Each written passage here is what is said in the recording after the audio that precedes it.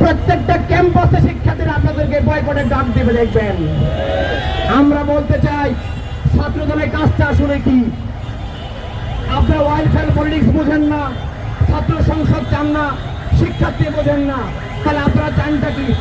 আপনারা কি চান ঢাকা কলেজের আশপাশে চাঁদাবাজি করতে, ঢাকা বিশ্ববিদ্যালয়ের সাথে সাথে গান্দা পাটি দিতে? আপনারা কি চান জাহাঙ্গীরনগর বিশ্ববিদ্যালয় হলে হলে মদ বিক্রি করতে? নাকি আপনারা স্লাশ শেমিং করে প্রেমিং করার মাধ্যমে আপনারা নতুন করে অপরাধী করতে চান? নাকি 90-এর মতো করে হাওয়া লাগিয়ে আপনারা ক্যাম্পাসগুলোতে আবারও নতুন করে গেস্ট বদরুম কালচার আপনারা চালু করতে চান? আমরা আপনাদের রাজনীতির কোনো সঠিক উত্তর পাচ্ছি না।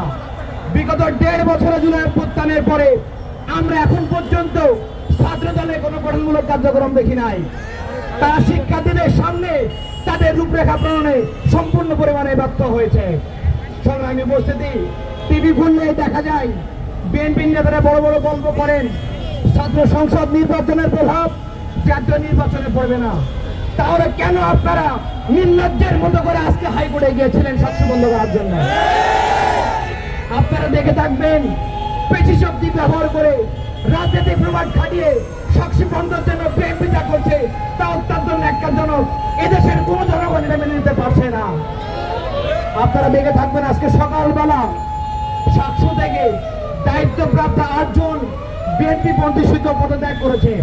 তারা বলেছে সাতশোতে নাকি কোনো আমেজ নাই, তাদের মন খারাপ, মন ভালো লাগে না, তাই পদত্যাগ করছি। এই বুদ্ধি নিয়ে আপনারা শিক্ষক হয়েছেন, আপনাদেরকে আমরা ধিক্কার জানাই।